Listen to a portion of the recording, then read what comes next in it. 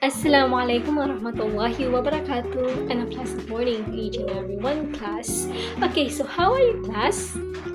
Okay, Alhamdulillah. I am glad to know that you're fine, and I'm fine too, Alhamdulillah. Okay, so are you ready for what our lesson today? Kung ano yung lesson natin ngayon?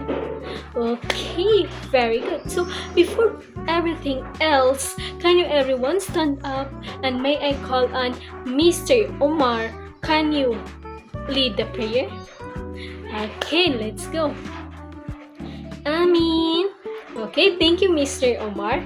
Now, let's have our movement or our exercise first. Okay, class? Alam niyo ba yung game na sa Subway Runaway, yung Subway Surfers Run? Okay, very good. Yun yung game natin ngayon. Kung ano yung gagawin natin. So, ang gagawin lang natin is mag-exercise at gagawin kung ano yung ginagawa ni Subway Surfers. Okay, gets ba? Okay, now, can you please stand up and let's watch? Was it fun, class? Okay, very good. I know magugustuhan nyo yan kasi pati ako nagustuhan ko rin. Diba? Sabi ko naman sa inyo. Okay. Now, let's have a 5 class.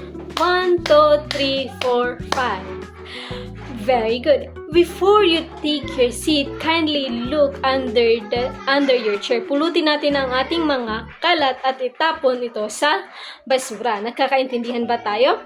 Okay, very good. Align your chairs properly, class. Okay, excellent. Now, sit down quietly and sit straight. Hands on lap and also eyes on me.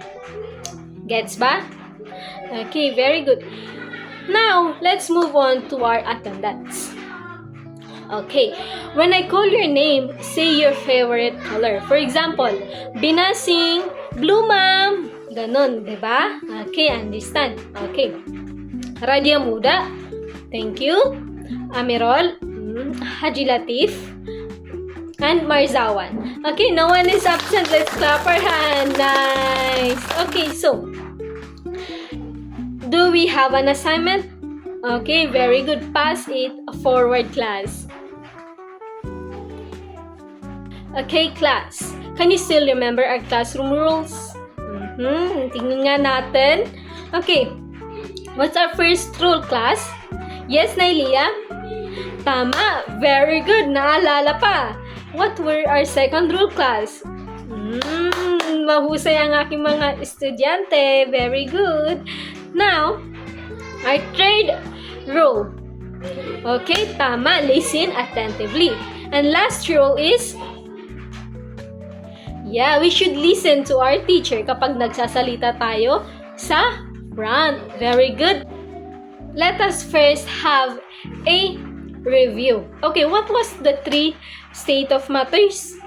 Solid, liquid, gas. Tama, naalala pa ng aking mga estudyante. Very good, class. Okay, that's excellent. Very good yan, tandaan nyo. Now, we will have an activity which called Fix Me. First, arrange the jumbled word and after that is identify the picture kung nasaan ito belong. Naintindihan ba? Okay, let's start now. Number 1 is physical change. Tama. Number 2 is chemical change. Very good. Wow. So, na-arrange nyo ba yung mga pictures? Tama. Yan. First column is dyan yung mga physical change. In the other column is yan yung mga chemical change. Okay. Let me tell you first what changes in matter is. Okay. Changes in matter refers to the transformation that occur in the properties of composition of matters.